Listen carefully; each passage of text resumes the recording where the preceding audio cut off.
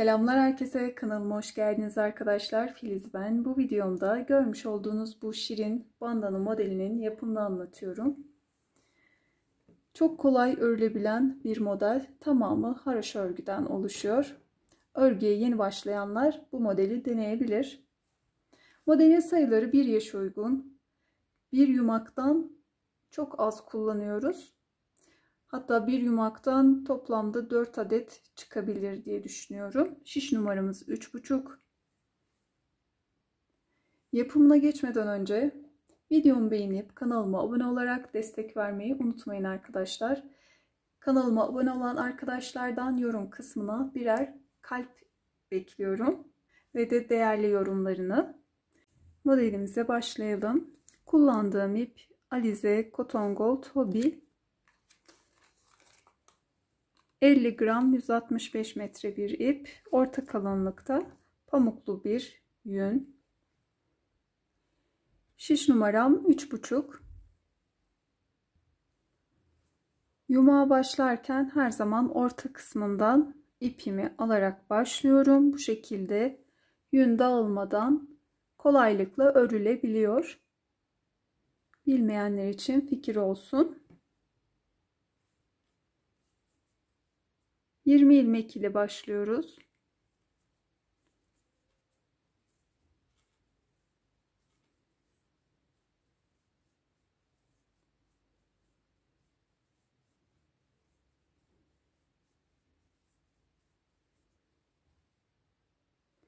İlmeklerimi attım.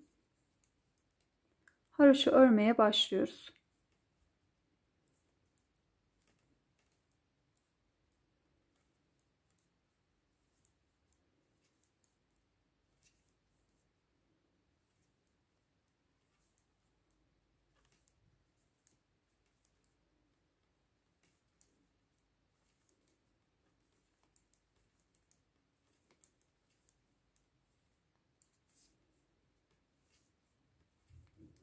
Ön yüzde de arka yüzde de haroşa örüyoruz.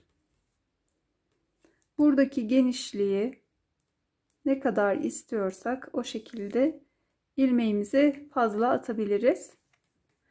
Daha dar istiyorsak daha az atabiliriz. Baştaki ilmeğimizi örmeden alıyoruz ve bu şekilde ördüğümüz ipi de arkaya atarak ilmeğimizi aldık. Her sıra başında bu şekilde bir uygulama yapıyoruz. Sırayı tamamlayalım. Evet. Şimdi sıra başında yine ipimi arkaya atıyorum ve baştaki ilmeğimi örmeden alıyorum.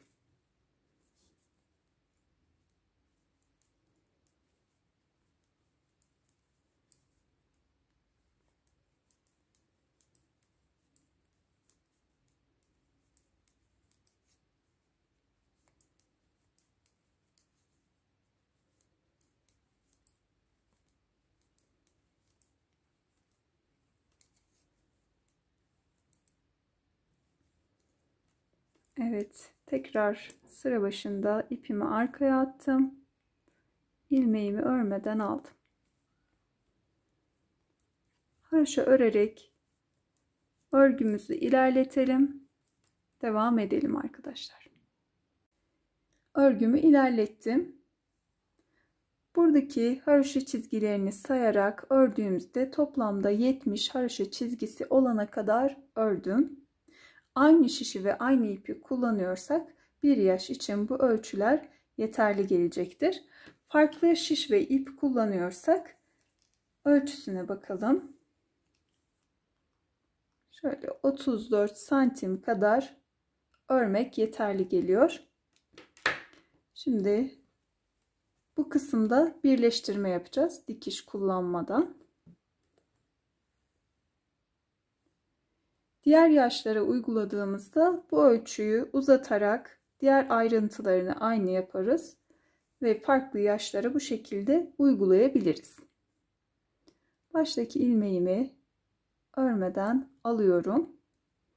Sonrasında bu sıradaki ilmeğimi de aktardım yine örmeden.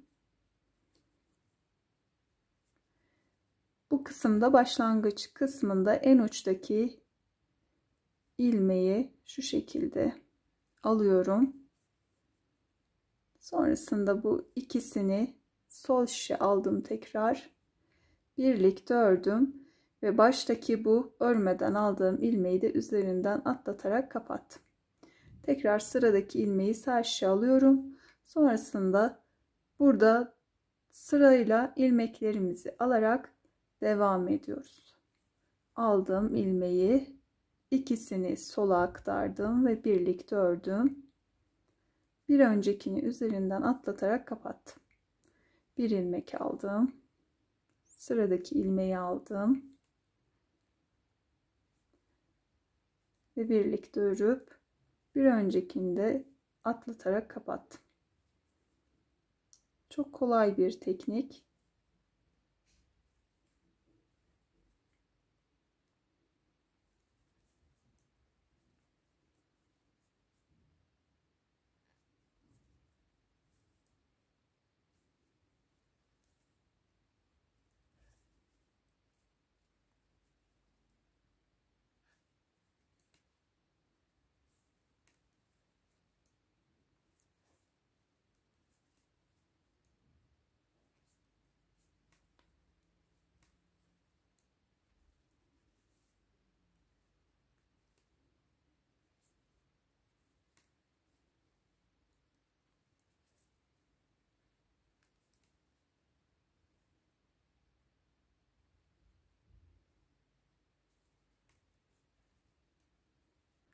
Evet, sıra sonuna geldim. Bir ilmeğim kaldı.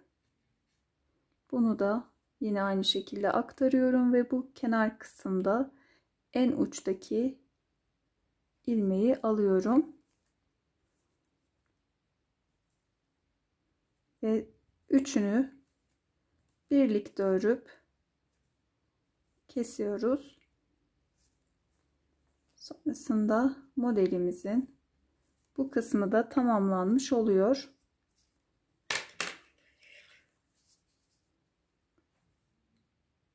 İpimi kesiyorum. Başlangıçta bu şekilde ipinizi uzun tutarak başladıysak bunu dikiş için kullanabiliriz. Eğer bu ipimiz kısa ise bu kısımdan biraz uzun tutarak keselim. Dikiş için kullanalım. Daha doğrusu bu kısmı büzdürmek için. Dikişimiz o. Büzgü için kullanacağız. Evet. Bant kısmı hazır. İkinci parçamıza geçelim. Bu parça için şişimize 3 ilmek atıyoruz. Şöyle minik başlayalım.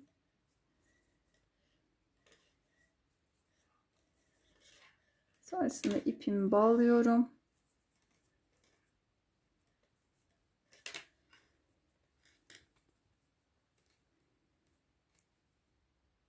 Ardından 3 ilmeği haroşa örüyorum.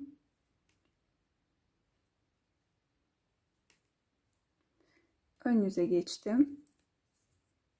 Baştaki ilmeğimi yine örmeden aldım. Sonrasında bu şekilde gizli bir artırma yapıyorum. Ortadaki ilmeğimi ördüm. Tekrar bir artırma daha yaptım. Kalan ilmeğimi örüyorum ve arka yüze çevirdim. Yine baştaki ilmeğimi örmeden aldım. Ardından bu artırmış olduğum ilmekleri bu şekilde çapraz şişimi geçirip örüyorum. Ortadaki ilmeğimi ördüm. Diğer artırmış olduğum ilmeği ördüm ve son ilmeğimi örüp ön yüze geçtim.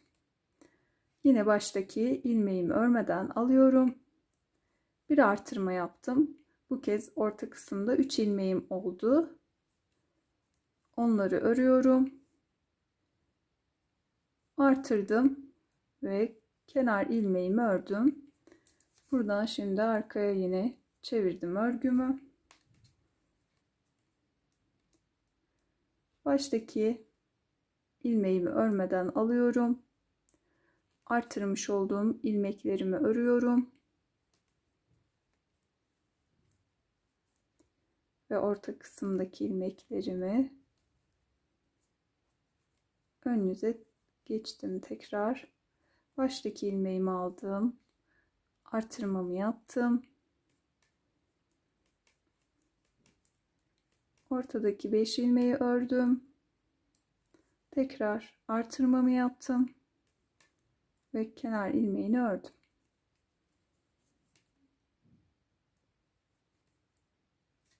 Arka yüzde yine ilmeklerimi örüyorum.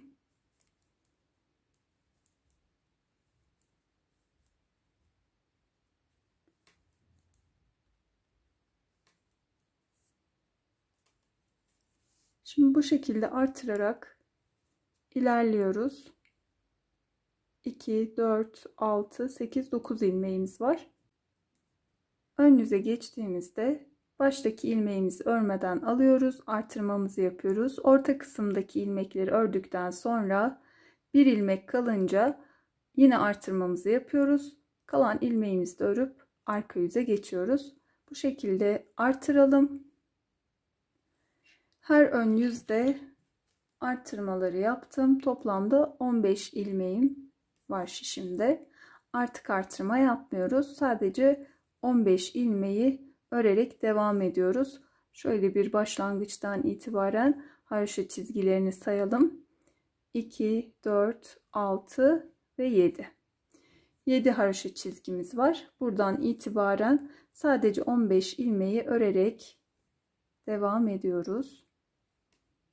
Ön yüzde de arka yüzde de yine haroşa örüyoruz.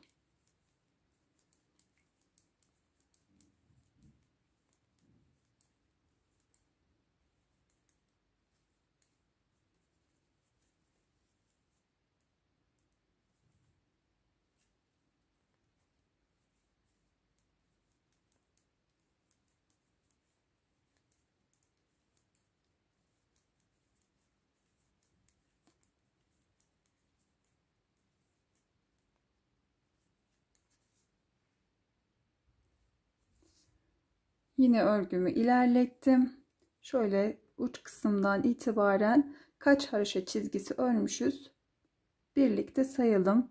2, 4, 6, 8, 10, 12, 14, 16, 18, 20, 22, 23. 23 haroşa çizgisi ördüm.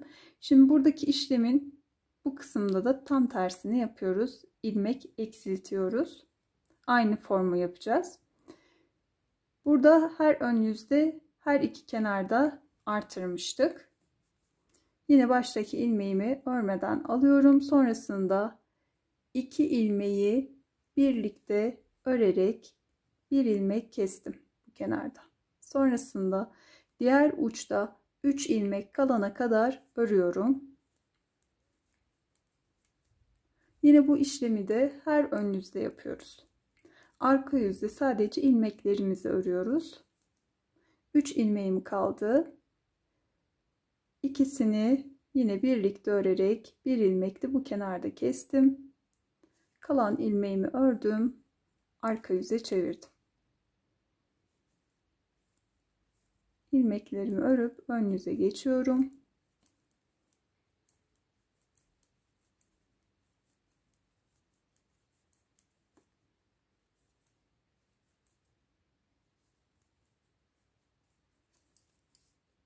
Yine baştaki ilmeğimi örmeden aldım.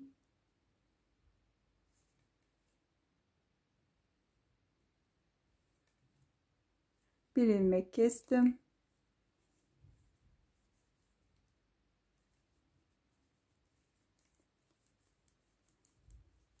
Üç ilmek kalana kadar ördüm. Tekrar bir ilmek kestim. Kalan ilmeğimi de ördüm. Arka yüze geçtim.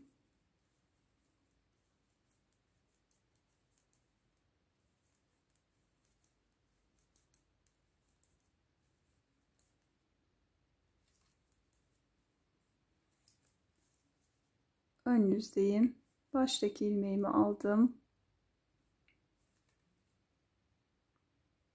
Bir ilmek kestim.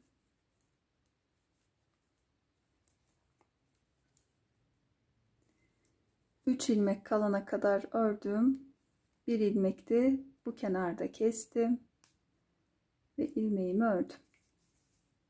3 ilmek kalana kadar her ön yüzde eksiltmeleri devam edelim. Ön yüzdeyim. 3 ilmeğim kaldı. Baştaki ilmeğimi örmeden aldım. Kalan 2 ilmeği de birlikte örüp kestim. Ve baştaki ilmeği üzerinden atlatarak kapattım. Evet, ipimizi kesiyoruz. İpimi kesip iğnemi geçirdim. Bu uçtaki fazla olan ilmeklerimizi arka yüzde şöyle ilmek aralarından geçerek gizleyelim.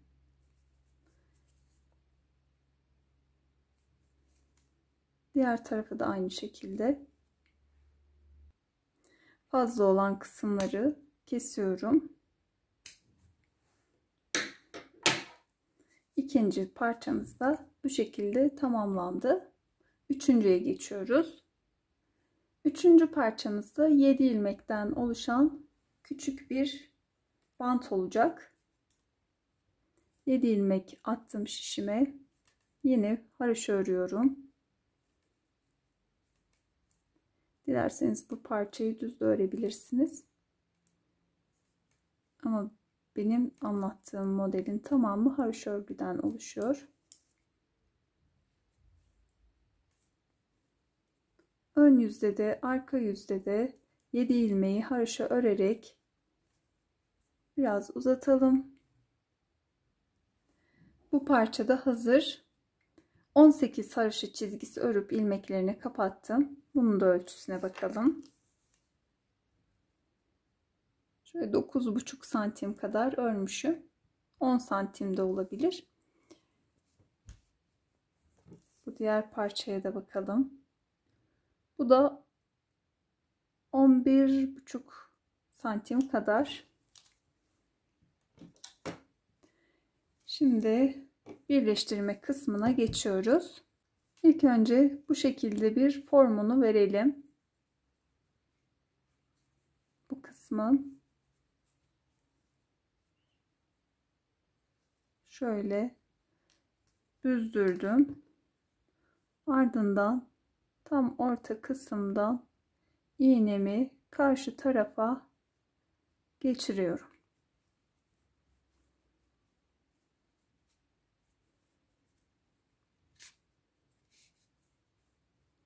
Hemen bu kısımda bir tane düğüm atıyorum. Bırakmasın diye. Şöyle yan tarafa geçiyorum. Bir de diğer yandan karşı tarafa geçelim.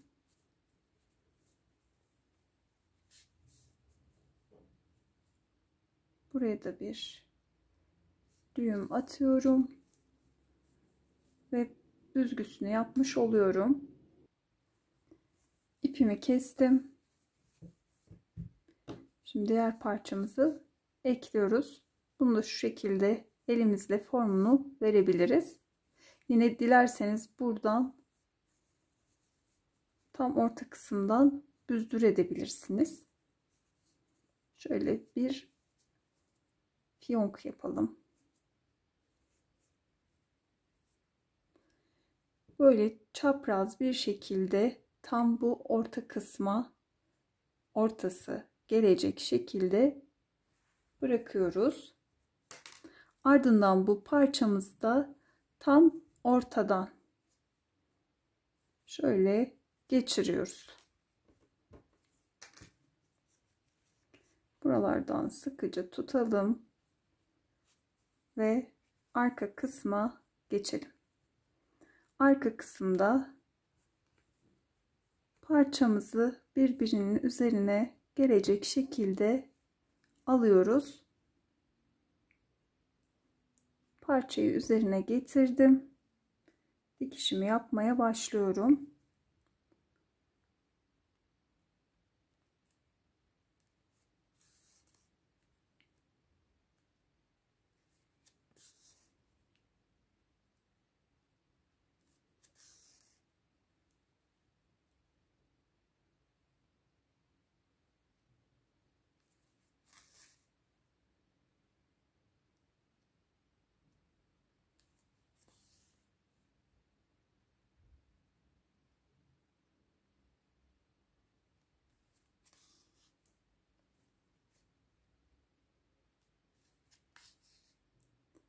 dikişimi tamamladım. Sıkılıyorum ve aralardan iğnemi geçiriyorum. Şöyle karşıya geçip ipimi kesiyorum. Ve bu şekilde modelimiz tamamlandı. Çok şirin bir model. Benimle birlikte bu modeli deneyip ördüğünüz için teşekkür ederim arkadaşlar. Videomu beğenip yorum kısmına yorumunuzu bırakmayı unutmayın lütfen. Kanalıma abone olarak da destek verirseniz çok sevinirim. Bir sonraki videoda görüşene dek sevgiyle kalın.